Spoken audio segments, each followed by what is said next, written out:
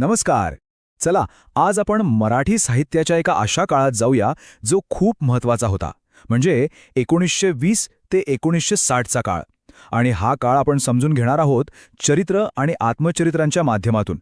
कारण खरं तर ही पुस्तकं म्हणजे त्या युगाचा एक आरसाच होती. आपला आजचा प्रवास कसा असणार आहे? तर सगळ्यात आधी आपण बघू की हे जीवनलेखन म्हणजे नेमकं काय. मग त्या काळातल्या मोठ्या मोठ्या नायकांच्या कथा पाहू. त्यानंतर लोकांच्या मनात काय चाललं होतं ते त्यांच्याच शब्दांतून बघू. मग एक नवीन पण अत्यंत महत्त्वाचा आवाज कसा पुढे आला ते पाहू. आणि शेवटी या सगळ्याचा आपल्यावर काय परिणाम झाला यावर एक नजर टाकू. चला तर मग सुरुवात करूया आणि सगळ्यात आधी हे समजून घेऊया की जीवन लेखन म्हणजे नक्की काय असतं. आता बघा, चरित्र आणि आत्मचरित्र यात एक मोठा फरक आहे. चरित्र म्हणजे जणू काही आपण एका व्यक्तीच्या आयुष्याकडे खिडकीतून बाहेरून बघतोय, जे पूर्णपणे रिसर्च आणि फॅक्ट्सवर अवलंबून असतं. आणि आत्मचरित्र ते म्हणजे स्वतःच्याच आयुष्याकडे आरशात बघण्यासारखं आहे, जे आठवणी आणि अनुभवांवर आधारलेलं असतं. चरित्रकार म्हणजे एक प्रकारे इतिहासकार आणि कलाकार दोन्ही असतो. तो काय करतो तर सगळ्या फॅक्ट्स गोळा करून त्या व्यक्तीच्या आयुष्याची एक ससंध गोष्ट तयार करतो, जेणेकरून पुढच्या पिढ्यांना त्यातून काहीतरी प्रेरणा मिळेल. आणि आत्मचरित्र म्हणजे स्वतःलाच शोधण्याचा एक प्रवास. मी हे आयुष्य असं का जगलो या प्रश्नाचं उत्तर शोधण्याचा प्रयत्न.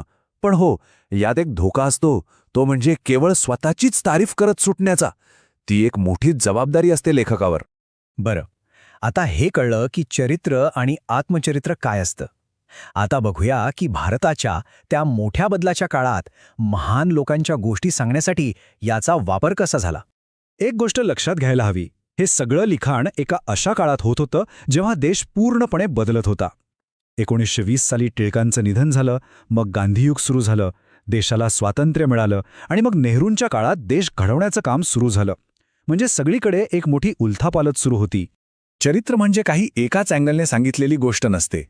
हे बघा, लोकमान्य टिळक एकच व्यक्ती, पण न चिंकेळकरांनी त्यांना अक्षरशः राष्ट्रनायक बनवून त्यांचं चरित्र लिहिलं. तर दुसरीकडे बापू आंबेडकरांनी त्यांच्याच व्यक्तिमत्वातल्या त्रुटींवर बोट ठेवलं.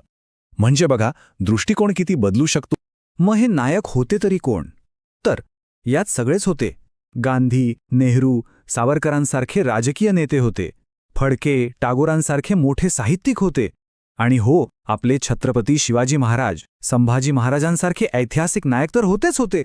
चला, आता या मोठ्या मोठ्या नायकांच्या गोष्टींमधून थोडं आत वळूया, म्हणजे लोकांच्या स्वतःच्या गोष्टींकडे, आत्मचरित्रांच्या जगात. या काळात कितीतरी वेगवेगळे अनुभव लिहिले गेले. एका बाजूला सावरकरांचं माझी जन्मठेप सारखं जहाल लिखाण होतं, तर दुसऱ्या बाजूला चिंतामणराव कोल्हाटकरांनी बहुरूपीमधून अख्ख्या मराठी रंगभूमीचा उदय आणि अस्त अनुभवला. विठ्ठलरामजी शिंदेंनी एका समाजसुधारकाचं आयुष्य मांडलं, तर वि. द. घाटेंचं दिवस हे असे होते तर आजही सर्वोत्तम मानलं जातं. पण या सगळ्यात एक आवाज असा होता जो संख्येने खूप कमी होता, पण त्याचा प्रभाव तो प्रचंड होता. आणि तो आवाज होता स्त्रियांचा. जरा विचार करा, त्या पूर्ण 40 वर्षांच्या काळात फक्त 30 ते 40 आत्मचरित्र लिहिली गेली होती. खूपच कमी नाही का? आणि आश्चर्याची गोष्ट म्हणजे ह्याच मोजक्या लिखाणात स्त्रियांचे आवाज खूप वेगळे आणि महत्त्वाचे ठरले. याचं सगळ्यात मोठं उदाहरण म्हणजे लक्ष्मीबाई टिळकांचं स्मृतिचित्रे. त्यांच्या लेखनाबद्दल काय म्हटलं गेलं ते बघा. त्यांच्या साध्या, स्वच्छ, प्रांजळ मनाचा आलेख. यावरूनच कळतं की संख्या कमी असली तरी त्या लेखनाचा दर्जा आणि त्याचा प्रभाव किती खोलवर होता. आणखी एक जबरदस्त उदाहरण म्हणजे कमलाबाई देशपांडे. त्यांची गोष्ट बघा. लहानपणी विधवा झाल्या, पण त्या थांबल्या नाहीत. सगळ्या अडचणींशी लढून शिक्षण घेतलं. आणि मग काय, तर आपलं अख्खं आयुष्यच मुलींच्या शिक्षणासाठी वाहून दिलं. अशा अविश्वसनीय संघर्षाच्या कथा या आत्मचरित्रांमधून समोर आल्या.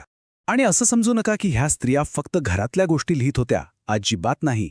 त्या तर एकदम धाडसी सामाजिक भाष्यकार होत्या. उदाहरणार्थ शांता आपटे. त्यांनी आपल्या जाऊ मी सिनेमातमधून तेव्हाच्या फिल्म इंडस्ट्रीची अक्षरशः पोलखोल केली होती. तिथली फसवणूक, तिथला भ्रमनिरास, सगळं काही त्यांनी मांडलं. बरं, मग या सगळ्याचा अर्थ काय, याचा वारसा काय राहिला? चला, आता या मोठ्या चित्राकडे बघूया. हे खूप इंटरेस्टिंग आहे बघा. त्या काळात चरित्र खूप लिहिली गेली, आत्मचरित्रांपेक्षा खूप जास्त. पण गंमत म्हणजे जी काही मोजकी आत्मचरित्र होती ना, त्यांचा सांस्कृतिक प्रभाव जास्त पडला. का? कारण त्यात नायकांच्या मोठ्या मोठ्या गोष्टी नव्हत्या, तर एक खरा, वैयक्तिक आणि प्रामाणिक आवाज होता. म्हणजे सगळ्यात महत्त्वाचा मुद्दा काय तर ही फक्त पुस्तकं नाहीत, ही एक प्रकारची टाईम कॅप्स्यूल आहे. त्या युगात डोकावण्यासाठी एक खिडकी आहे. त्या काळातलं समाजकारण, राजकारण, कुटुंब, नाटक, संस्कृती सगळं काही यातून आपल्याला दिसतं. आणि जाता जाता एक विचार, जसं त्या लोकांनी त्यांच्या युगाचा आरसा आपल्यासमोर ठेवला तसा आपल्या काळाचा आरसा कोण बनेल, आपल्या आजच्या गोष्टी उद्या कोण सांगेल? विचार करण्यासारखी गोष्ट आहे, नाही का?